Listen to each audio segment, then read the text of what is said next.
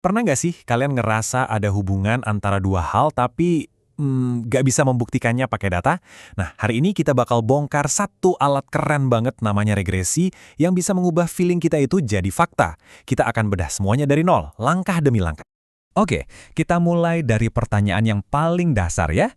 Pertanyaan yang mungkin sering banget muncul di kepala kita. Kalau ada dua hal terjadi barengan, itu beneran saling berhubungan atau cuma kebetulan aja? Misalnya pertanyaan ini, kayaknya masuk akal banget kan? Mobil yang lebih berat sepertinya butuh bensin lebih banyak. Tapi gimana caranya kita bisa bilang ini dengan yakin? Pakai bukti angka, bukan cuma kira-kira. Nah, disinilah alat kita hari ini bakal beraksi. Kenalin, ini dia jagoan statistik kita, regresi. Ini adalah metode yang bikin kita bisa lebih dari sekedar beropini. Dengan regresi, kita bisa mengukur seberapa kuat hubungan antara dua hal dan membuktikannya dengan angka yang jelas. Di dalam setiap analisis regresi, ada dua pemain utama. Ada variabel Y, kita sebutnya variabel dependent, ini tuh efek atau hasil yang pengen kita pahami. Terus ada variabel X, variabel independent, ini adalah penyebab yang kita duga mempengaruhi si Y. Gampang kan? Satu mempengaruhi, yang satu lagi dipengaruhi. Sebelum kita mulai gas menganalisis, kita butuh peta jalan. Analisis yang bagus itu bukan soal cepet-cepetan, tapi soal ngikutin langkah yang benar, biar hasilnya akurat dan bisa kita percaya. Yuk, kita lihat prosesnya kayak gimana. Nah, ini dia 5 langkah kuncinya. Kita mulai dari beres-beres data dulu, terus kita kenalan sama datanya buat lihat polanya, abis itu kita ukur hubungannya, baru deh kita bangun model prediksinya. Dan yang terakhir, kita uji model itu buat mastiin dia beneran oke. Tiap langkah ini penting banget buat langkah selanjutnya. Dan ini nih, aturan emasnya. Jangan pernah langsung lompat ke bikin model. Banyak banget orang yang nggak sabaran dan ngelewatin langkah-langkah awal. Padahal, tanpa persiapan data yang matang, model yang kamu bangun mungkin kelihatan canggih, tapi ujung-ujungnya cuma bakal ngasih kesimpulan yang salah. Oke, sekarang kita masuk ke bagian analisis aktif yang pertama. Di fase ini tujuan kita simpel, mengubah tumpukan angka yang kita punya jadi sebuah pola atau bahkan cerita yang mulai kelihatan bentuknya. Ini fase penemuan kita. Anggap aja EDA ini kayak kencan pertama sama data kamu. Kamu nggak langsung serius kan? Kamu tanya-tanya dulu, coba pahami karakternya, nilainya biasanya berapa sih? Ada yang aneh-aneh nggak di data ini? Nah, disinilah kita membangun intuisi kita tentang data tersebut. Pas kencan ini, kita pakai beberapa alat bantu. Scatter plot itu buat ngintip ada hubungan atau enggak. Histogram buat nunjukin sebaran datanya kayak gimana. Dan box plot ini cara cepet buat ngecek kalau ada data yang nyeleneh atau yang biasa kita sebut outlier. Oke, setelah kita melihat ada kemungkinan hubungan di scatter plot, langkah selanjutnya adalah mengukurnya secara pasti. Korelasi bakal ngasih kita satu angka sakti yang nunjukin seberapa kuat dan ke arah mana dua variabel ini bergerak barengan. Coba lihat angka ini, minus 0,87. Angka korelasi itu nilainya antara minus 1 sampai positif 1. Angka minus 0,87 ini kan dekat banget sama minus 1. Artinya ada dua hal penting. Pertama, hubungannya itu kuat. Kedua, tanda minusnya berarti hubungannya negatif alias terbalik. Jadi di contoh kita, makin berat mobilnya, makin boros bensinnya. Jelas banget kan? Tapi, ada satu mantra yang wajib banget kalian ingat. Korelasi itu bukan berarti sebab akibat. Contoh klasiknya, penjualan es krim sama angka orang tenggelam itu korelasinya tinggi. Apa artinya es krim bikin orang tenggelam? Ya enggak dong. Ada faktor ketiga, yaitu cuaca panas.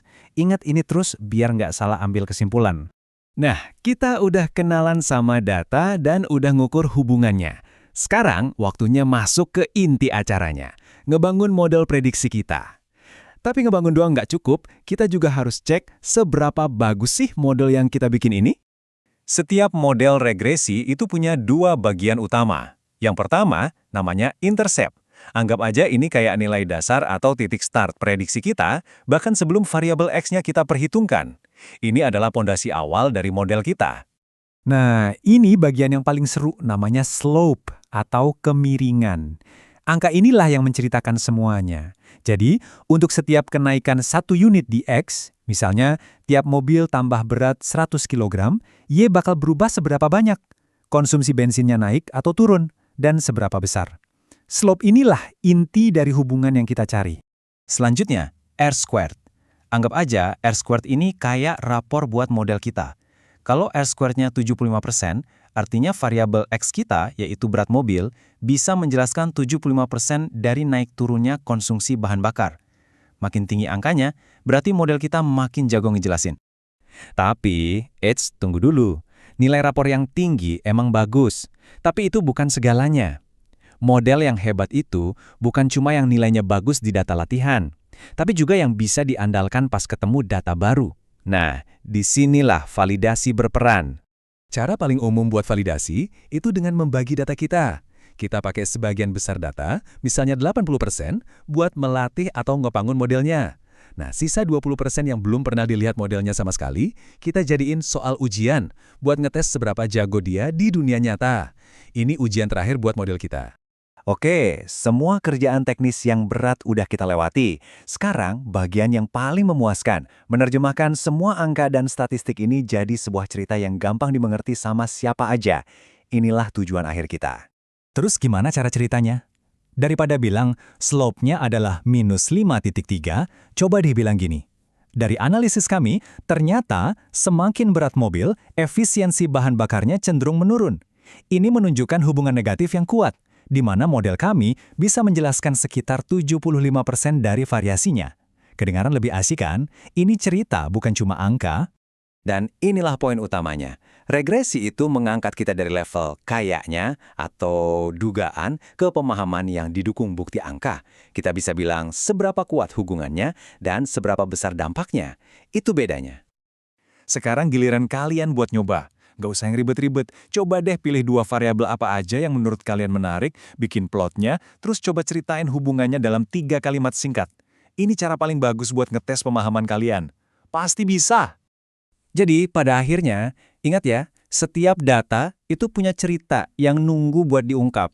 Regresi itu cuma salah satu alat yang super ampuh buat bantu kita baca cerita itu.